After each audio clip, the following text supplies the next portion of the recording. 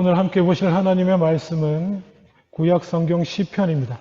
시편 130편 5절로 7절 말씀, 그 다음에 본문이 있습니다. 집사님 넘겨주세요. 시편 130편 5절로 7절 말씀, 우리 함께 봉독하시겠습니다. 조금 읽기 힘드시겠지만 한번 함께 봉독해 보겠습니다. 시작. 나 곧 내 영혼은 여호와를 기다리며 나는 주의 말씀을 바라는도다. 파수꾼이 아침을 기다림보다 내 영혼이 주를 더 기다리나니 참으로 파수꾼이 아침을 기다림보다 더하도다. 이스라엘아, 여호와를 바랄지어다. 여호와께서는 인자하심과 풍성한 속량이 있음이라. 아멘. 아멘.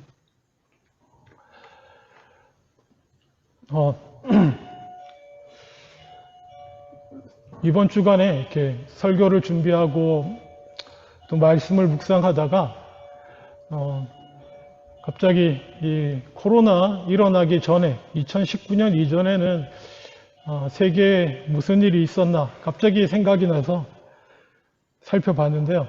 코로나 바로 직전에 아주 큰 사건 뭔지 기억나십니까? 코로나 때문에 이제 모든 게 거의 묻혀지고 있는데 코로나 그리고 우크라이나 전쟁. 근데 그 코로나 직전에 또 세계적으로 큰 사건이 있었습니다. 정말 비참하고 큰 사건이 있었는데 기억 안 나시죠? 혹시 IS라고 기억나세요? IS. 원래 이라크 레반트 이슬람 국가 이래가지고 단순히 테러 단체를 넘어서서 그 테러 집단이 아예 그 이라크하고 그 레바논 이 일대 지역을 점령하고요.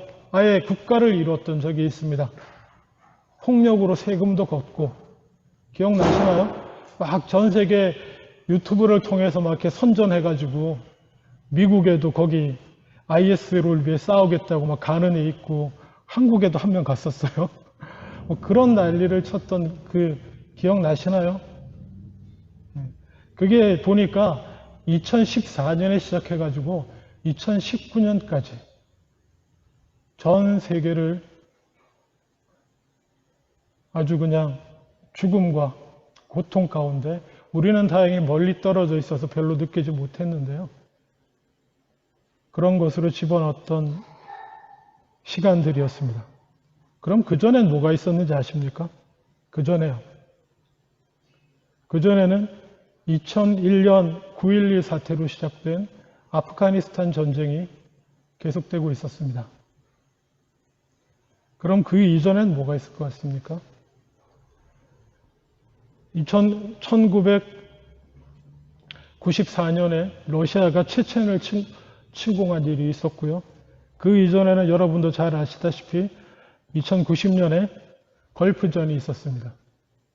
그리고 그 이전에는 우리하고도 별 상관없는 것 같지만 꽤나 시끄러웠던 1980년부터 1988년까지는 이란과 이라크 전쟁이 있었습니다.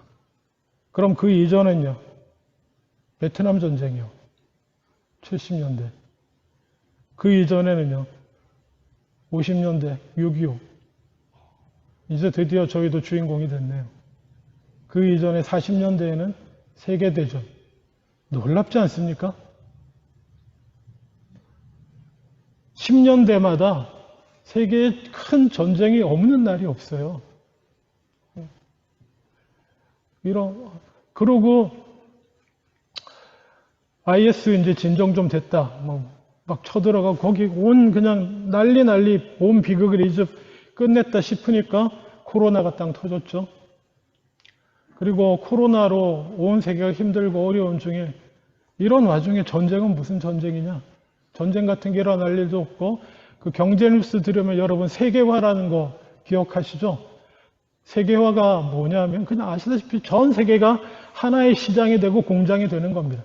그러니까는 우리나라에서만 어디가 제일 싸냐 골라서 사가지고 팔고 이러는 게 아니고요.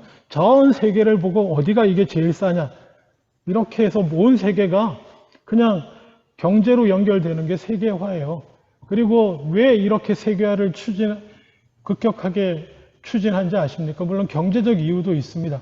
근데 가장 큰 이유 중에 하나는 뭐냐면 이 사람을 이렇게 경제적인 이익으로 엮어 놓으면 안 싸웁니다. 잘.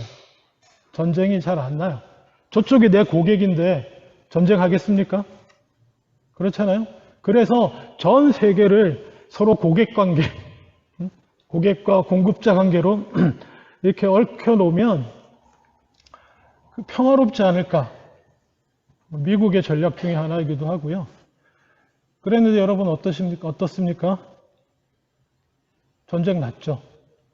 그러니까는 사람들이 놀라고 막 난리 났던 이유가 뭐냐면, 야, 이제는 이런 거 안 하겠지. 응? 이제는 그 IS 사건을 거친 이후에 이제 코로나가 덮치고 있는데, 그리고 세계는 서로 경제로 하나로 묶여져 있는데, 이제는 전쟁 안 하겠지. 웬걸? 전쟁하잖아요. 여러분은 어떻게 느끼실지 모르지만 저는 인간성의 악함의 깊이를 그냥 경험하게 됩니다. 물론 옛날부터 멀리 안 봐도 내 속만 들여다봐도 이 내 안에 깊은 악의 깊이를 능히 체험하고 있는데요.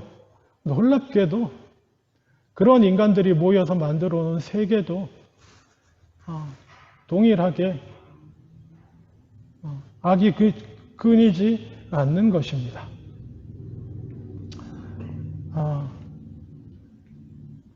이런 세상을 바라보면서 어떤 분은 세상의 어두움을 없앤다기보다 빛을 들어 밝히기 위해서 싸우고 애써야겠다라고 타오르시는 분도 있는데, 저는 인류 역사를 돌아다 보면서 저는 제 마음은 젊을 때는 그런 것도 있었어요. 복음의 빛을 들고 분쟁의 한가운데로 나가고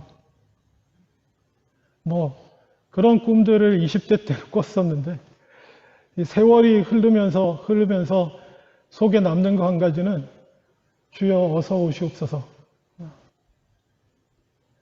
우리가 할 수 있는 것이 무엇입니까? 세상을 바라볼 때. 물론 우리 인생을 바라볼 때도 그런 깨달음을 일찍 얻으실 수 있으면 참 감사한 일입니다. 주님, 내 인생 하나도 제가 제대로 할 수 있는 게 없군요 라고 하는 사실을 깨달아 고백할 수 있으면 참 귀한 일이고, 더하여서 눈을 들어 세계를 바라보고 원래 하나님이 아름답게 지으셨던 세계를 바라보면서 주여 어서 오시옵소서, 우리가 할 수 있는 일이 없습니다 라는 마음을 품을 수 있다면 얼마나 귀하고 감사한 일인지 모르겠습니다. 근데 원래 그리스도인이란 사람들이요, 뭐 하는 사람들인지 아십니까? 원래 예수를 믿는다, 하나님을 믿는다라고 하는 것의 본질 중에 하나는요, 하나님을 기다리는 것입니다. 하나님을 믿는다라는 게 뭐냐? 예수 믿고 천당 가자, 이런 전도하는 사람들 많고 이런데, 그 믿는다는 것의 본질 중에 하나는, 믿는다는 것은 하나님을 기다리는 것입니다. 아니, 예수님을 기다리는 것입니다. 크게는 아까 말씀드린 전쟁과 전쟁의 소문과 질병과 악한 일의 소문만 가득한 이 세상에 공의와 평화를 회복하실 우리 주 예수 그리스도 하나님의 나라가 다시 이 땅에 임하기를 크게는 기다리는 것이고요. 작게는 뭡니까? 전쟁이 세상에만 있습니까? 아니요. 내 안에도 전쟁이, 안 그러세요? 평안하신가요? 저는 여전히 제 안에 전쟁을 봅니다. 항상 이 수십 년 예수를 믿고 성령을 쫓아 살아와도 여전히 남아서 틈만 나면 이렇게 꽉꽉 내가 다 두들겨 패가지고 말씀과 성령으로 이렇게 다 진압시켜 놨다고 생각하는데도 어디선가 이렇게 막 갑자기 생각지도 않았는데 우크라이나 전쟁이 일어나는 것처럼 갑자기 러시아가 갑자기 확 돌아와 버리는 것 같이 내 속 다 이렇게 정리해 놓은 것 같은데 솟아오르는 그런 죄악들과의 전쟁이 끊이지 않습니다. 이것도 마찬가지예요. 여러분은 어떠신지 모르지만 저는 20대 청춘은 처음 예수 믿고 이렇게 은혜 받고 그 10대 후반부 20대를 넘어서서는 말씀과 성령으로 그리고 훈련과 헌신으로 싸워 이기리라. 예수 그리스도의 인격을 닮아가며 나를 쳐서 복종시키고 날마다 나를 십자가에 못 박고 거의 수도자처럼 그렇게 내 안의 싸움을 나는 승리하리라. 이렇게 싸워 나가면 나갈수록 결론은 주여 어서 오시옵소서. 주님, 내 안에도 날마다 주여 임하여 주시옵소서. 내 힘으로, 내 의지로, 내 능력으로 싸워 나가기 힘겹습니다. 주님, 아침에 눈 뜰 때마다 다시 주님 내 안에 임하시고 나에게 성령으로 충만케 되시며 나를 사로잡아 악에 물들지 아니하게 하시고 오늘 하루도 주의 거룩함을 닮아 살아가게 하여 주시옵소서. 날마다 주님의 성령의 충만이라고 표현해도 좋습니다. 주님의 역사와 주님의 임재를 내 안에 충만한 임재를 간구하며 기다리며 사는 인생이 되어가는 것을 경험합니다. 내 안도 그렇고 내 바깥도 그렇습니다. 여러분은 어떠십니까? 여러분은 주님을 기다리십니까? 세상은 세상 될 대로 되는 거고 나도 이러고 되는 대로 살면 되는 거지. 뭘 기다리나? 혹시 그런 마음이 있으십니까? 지금 위험한 상황에 계십니다. 그리스도인들의 하나님을 믿는 믿음의 본질을 놓치고 계세요. 자꾸 놓치기 직전이십니다. 놓쳤다기보다는. 그리스도인들은 기다리는 사람입니다. 오늘 본문에 들어가 보겠습니다. 시편 130편 5절로 7절 첫 절 보겠습니다. 나 곧 내 영혼은 여호와를 기다린다. 기다린다는 얘기 지금 다 했습니다. 그런데 특별히 기다리는데 무엇을 기다리는가? 나는 주의 말씀을 바라는도다. 여러분, 말씀 알지 않습니까? 말씀 모릅니까? 교회에 좀 다니면 이게 수고하고 무거운 짐진 자들아 다 내게로 오라. 여호와는 나의 목자시네. 내가 부족함이 없으리로다. 내지는 또 뭡니까? 그냥 떠오르는 말씀들, 아는 말씀들 많이 있잖아요. 그리고 또 좀 훈련되신 분은 날마다 성경을 펼치고 성경 읽으실 텐데 그럼에도 불구하고 성경을 보면서 여호와를 기다리며 주의 말씀을 바라야 되는 줄로 믿습니다. 그 말씀이 오늘 내 영혼을 치고 내 영혼을 되살리기를 기대하고 바라고 기다리는 것이 그리스도인입니다. 아멘? 그냥 성경 쭉 읽고 오늘 2장 읽기로 했는데 2장 다 읽었네 끝 하면서 뿌듯해하고 하나님 저 잘했죠. 이러는 게 그리스도인이 아닙니다.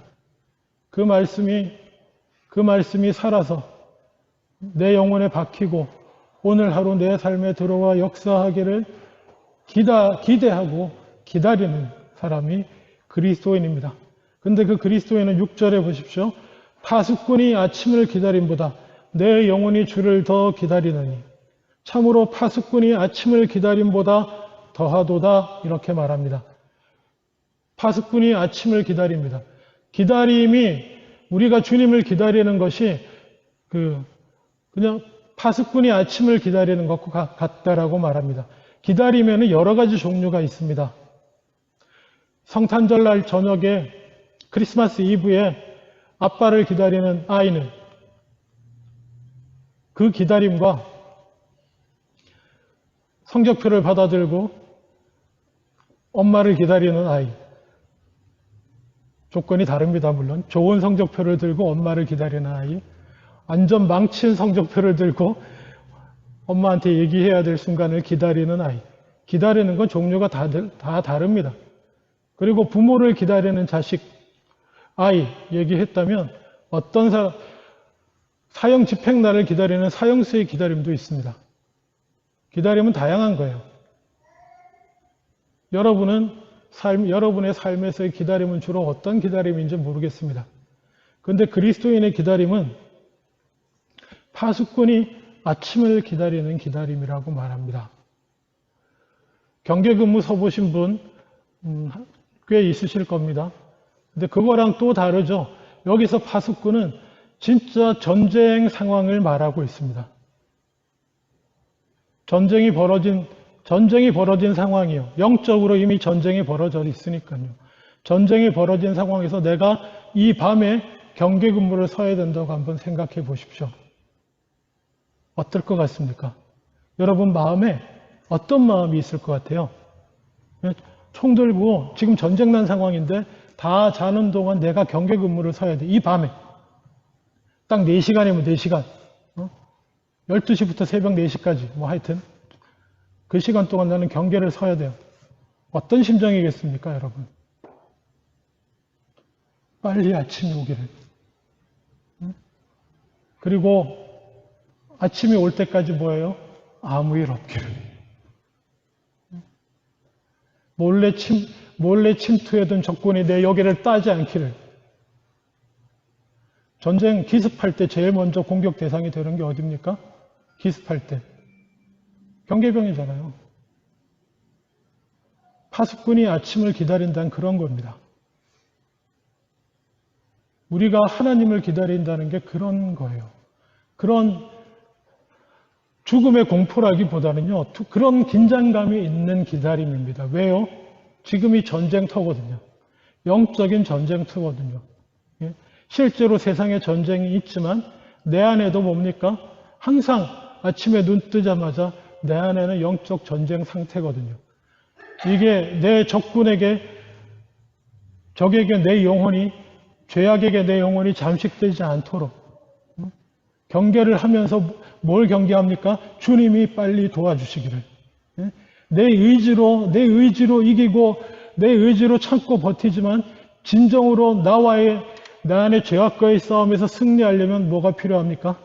성령 통해 역사하는 하나님의 말씀이 지금 내 마음을 다시 한번 사로잡는 주님의 역사가 임재가 필요한 거예요. 그러니까 파수꾼이 아침을 기다리는 것처럼 매일매일 우리는 그렇게 기다리는 삶을 살 수밖에 없는 겁니다. 정상적으로 하나님을 믿는 사람은 기다립니다. 누가복음에서 예수님께서는 조금 부드럽게 표현하십니다. 누가복음 12장 36절에 너희는 마치 그 주인이 혼인집에서 돌아와 문을 두드리면 곧 열어주려고 기다리는 사람과 같이 되라. 결혼식 날 주인을 기다리는 종처럼 되라고 말합니다. 조금 덜하죠. 파수꾼보다는 예수님 조금 완화시켜서 표현했습니다. 그렇지만 주인이 왔을 때 제때 문 열어주지 못하는 종은 주인한테 아주 혼나게 되어 있습니다. 적어도 그런 마인드를 가지라는 것이에요. 예수님께서는. 신앙은 기다림의 연속입니다. 그런데 감사하게도 기다리는 자에게는 약속이 있습니다. 예레미야 예가 3장 25절에 보면 무릇 기다리는 자에게나 구하는 영혼에게 여호와께서 선을 베푸시는도다. 하나님을 구하고 기다리는 자에게 하나님께서 선을 베푸신다고 하십니다. 가장 좋은 것으로 허락해 주신다고 약속해 주십니다.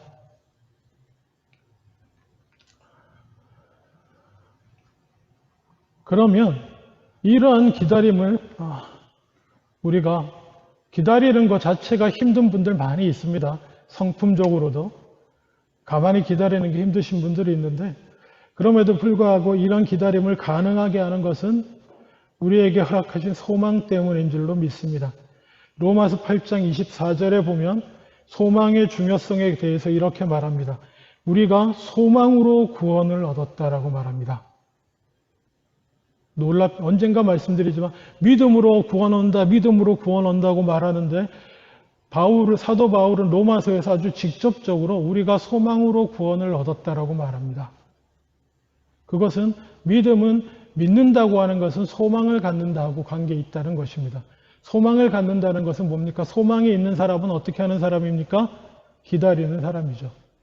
이루어지기를 기다리는 게 소망 아니에요? 소망은 소망인데 이루어질 거라는 데는 아무런 기대도 없는 것이 그게 소망입니까? 그건 그냥 망상이고요. 그 정도는 꿈도 아니에요. 꿈에도 속하는 거 아닙니다. 이루어지기를 바라고 기다리는 게 소망인데 그리스도인은 소망으로 구원을 얻습니다. 믿음을 갖는다는 것은 우리의 구원이 이루어질 것을 예수님이 다시 오시고 말씀을 따라서 보다 구체적인 우리 삶 상황 가운데서는 내게 원수가 있더라도 내 손으로 직접 그 원수를 갚지 않더라도 하나님이 갚으실 것임을 믿고 기다리는 것. 잠언 20장 22절 너는 악을 갚겠다 말하지 말고 여호와를 기다리라. 이런 말씀처럼 믿음으로 기다리는 사람들, 믿음과 기다림은 그리고 믿음과 소망은 연결되어 있는 거고 오히려 소망이 더 포괄적이에요. 믿음이 있는 자는 소망하게 되어 있습니다. 소망으로 구원을 얻게 되는 것입니다. 로마서 8장 25절 만일 우리가 보지 못하는 것을 바라면 참음으로 기다릴지라. 예. 로마서 12장 12절 소망 중에 즐거워한다라고 말합니다. 믿음으로 참 소망을 붙들게 될 때 그 기뻐할 수 있으며 그리고 그 소망은 우리로 기다릴 수 있게 합니다. 자, 그러면 그리스도인은 기다리는 사람들이라는데 그냥 기다리면 너무 지겹잖아요. 그렇죠? 여러분 하다못해 즐거운 여행을 가서 비행기 시간에 한 2시간 일찍 가서 비행기 기다리는 것도 지겹지 않습니까? 그런데 이 본질상 기다리는 것이 삶인 그리스도인들에게 있어서 이 기다리는 동안 우리는 무엇을 할까요? 아까 성경적으로 표현하자면 소망 중에 즐거워하는 삶을 살아야 됩니다. 기다리는 동안 성경 말씀을 그대로 인용하자면 로마서 12장 12절 기다리는 동안 그 소망을 늘 바라보며 다가올 그날 내 안에 이루어질 그것에 대한 소망과 기대를 품고 그것으로 즐거워하는 것이 우리 그리스도인의 의무입니다. 그래서 기쁨의 교회입니다. 기뻐하는 삶을 포기할 수가 없어요, 그리스도인은. 그런데 제가 로마서 12장 12절 제일 첫 구절만 읽어서 그런데요. 중간은 그렇습니다. 소망 중에 즐거워하고 환난 중에는 참고 항상 기도에 힘쓰라 이렇게 되어 있어요. 소망으로 즐거워할 수 있는데 우리의 현실은 뭡니까? 환난 가운데 살게 될 것이라는 거예요. 전쟁과 전쟁의 소문이 그치지 아니하고 내 안의 죄성과 연약함은 항상 나를 조그만 일에도 불꽃 속으로 분노와 이런 정말 악의 불꽃 속으로 우리를 휘몰아 가지 않습니까? 그런 환난 가운데 견뎌내고 주님을 기다려야 돼요. 기도하면서. 그리고 아까 기다림도 여러 종류가 있다고 했는데 여러분 제 어릴 때 가장 힘들었던 기다림은 너무나 이 성적표 대입시험 치고 이렇게 우리는 학력고사가 있었습니다. 저는 꽤 자랑 같지만 공부 잘하는 편이었어요. 그래서 모의고사 치면 항상 꽤나 좋은 점수를 받았습니다. 저희는 340점 만점이었는데 이게 좀 300점은 못 넣어봤는데 거의 300점에 육박하는 점수를 늘 받았어요. 모의고사 치면. 그래서 담임 선생님 이하 모든 부모님의 기대가 컸죠. 근데 막상 시험 딱 치고 점수를 받았는데 공개합니다. 273점인가 받았어요. 276점인가. 제가 어땠을 것 같습니까? 집에 못 가겠더라고요. 집에 못 가겠어요. 지금 생각해보면 기껏 평소 받던 예상 점수보다 한 30점 가까이, 20몇 점, 30점 못 받은 건데 어린 마음에 집에 못 가겠더라니까요. 어떻게 얘기하지? 갑자기 심장 박동수가 올라가고 집에 가까이 가면 갈수록 막 식은땀이 나고 거짓새가 나도 비슷한 거 경험해 보지 않았니? 그랬는데 만약에 마치 우리 주님을 기다리는 것이 우리 인생의 나쁜 성적표를 들고 주님을 기다리는 삶이 되지 않는 게 좋지 않겠습니까? 기왕이면 뭐예요? 훨씬 좋은 성적표를 들고 어머니, 부모님을 기다리는 것이 행복한 기다림이 되지 않겠습니까? 그럼 기다리면서 뭐 해야 되겠습니까? 예, 딴 거 있습니까? 그리스도인들은 말씀을 쫓아서 주님의 말씀을 실천하며 사는 거예요. 다른 거 아닙니다. 예수님은 얼마나 많이 성공했냐를 보시지 않습니다. 얼마나 많이 애썼는가를 보실 뿐이에요. 여러분, 얼마나 많이 성공했냐를 본다면 우리 가운데 구원받을 사람 아무도 없습니다. 그저 주님의 말씀을 쫓아서 오늘 아침에도 내 마음에 주님이 오시기를 기다리며 파수꾼이 아침을 기다리는 것처럼, 그리고 온 세상을 바라보면서 주님 어서 오시옵소서 파수꾼이 아침을 기다리는 것 같이 간절한 마음으로 바라고 기다리며 나아가는 것이 우리의 삶이어야 된다고 생각합니다. 자, 그러면 교회는 뭐 하는 겁니까? 교회는 제가 생각할 때 이런 기다리는 그리스도인들이 모여 있는 교회의 가장 큰 사명 중에 하나가, 정말 놓치면 안 되는 사명 중에 하나가 뭐냐 하면, 그 기다리는 시간이 즐거울 수 있도록 교회는 그렇게 섬기고 세워지는 교회가 되어져야 된다고 생각합니다. 제 목회도 그렇습니다.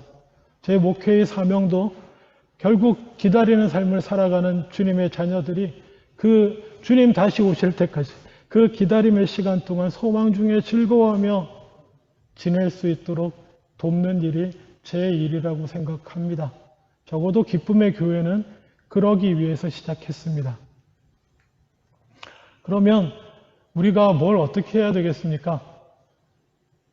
어차피 주님 다시 올 때까지, 세계의 종말이 올 때까지 기다리든지 아니면 내 인생의 종말이 올 때까지 기다리는 삶을 살아야 되는데, 매일매일 서로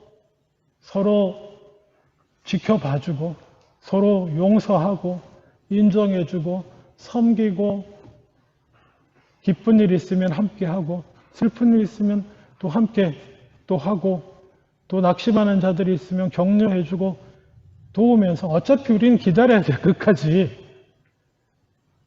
그렇게 즐겁게 함께 기다릴 수 있도록 애쓰는 저와 여러분이 되셔야 될 줄로 믿습니다. 그럴 때 하나님 앞에 서기 전에 좋은 성적표를 들고 서는 저와 여러분이 되게 되는 줄. 그리고 마지막으로 딱 한 가지만 기억하세요. 우리만 기다리는 거 아닙니다. 이사야 30장 18절에 그러나 여호와께서 기다리시나니 이는 너희에게 은혜를 베풀려 하시며, 하나님도 기다리신답니다. 뭐 하시려고요? 은혜 베푸시려고요. 우리한테. 하나님이 우리를 기다리신 이유는 뭐겠습니까? 우리가 어느 정도까지 믿음을 드러내며 소망하며 애쓰고 정말 파수꾼이 기다리는 모습을 보이기를 누가 기다리세요? 하나님이 기다리십니다. 그래야 은혜를 베풀어 주죠. 그냥 별 소망도 없고 기대도 없고 기도도 안 하는 사람한테 하나님이 은혜를 베풀어 주시면 될까요? 안 될까요? 이거는 공로가 아닙니다. 노력도 안 한 자한테 뭐 대가를 주면 안 됩니다. 그런 차원의 문제가 아니에요. 그런 문제가 아니고, 하나님을 기다리며 하나님의 은혜를 구하고 간구하지, 좋은 것을 은혜를 베풀어 본들, 그게 하나님께로부터 온 건지 모릅니다. 그러면 그 영혼을 망치는 길이에요. 기도도 안 했는데, 하나님의 이름도 부르지도 않았는데 내게 바라고 이루어지는 게, 소원이 막 이루어지면 어떻게 생각할 것 같아요? 그 인간이? 이야, 나는 내가 이렇게 능력 있는 사람이야. 아니면 약간 겸손하다 그래도 나는 이렇게 운이 좋은 인생이야. 내 인생은 인생이야. 그러고 끝이에요. 하나님이 은혜 베푸셔서 오히려 하나님을 멀리하고 지옥 가게 만드는 것과 같아요. 그래서 하나님은 기다리십니다. 어떻게 하기를요? 우리가 파수꾼이 아침을 기다리는 것 같이 주님을 소망하고 기다리는 그 순간을요. 그때 은혜를 베푸시고 그 은혜를 경험하게 되는 우리들은 소망 중에 즐거워하게 되는 줄로 믿습니다. 골라놓은 거니까 제가 기다린다는 것이라는 것 가지고 이분이 크리스찬인지 모르겠지만 이정화라고 하는 분이 시를 쓰신 게 있는데 성경적인 것 같아서 그냥 읽어드립니다. 그를 기다린다는 것은 마음에 그가 있다는 것을 확인하는 일. 여기까지만 읽을게요.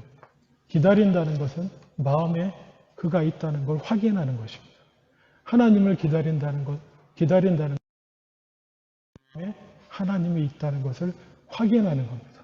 하나님을 기다리시는 여러분, 이미 여러분 마음속에 믿음으로 주님이 와 계심을 기억하시기 바랍니다. 기도하겠습니다. 아버지 하나님, 하나님을 온전히 기다리기를 포기하지 않는 삶 되게 하여 주시옵소서. 감사드리고 예수님 이름으로 기도합니다. 아멘.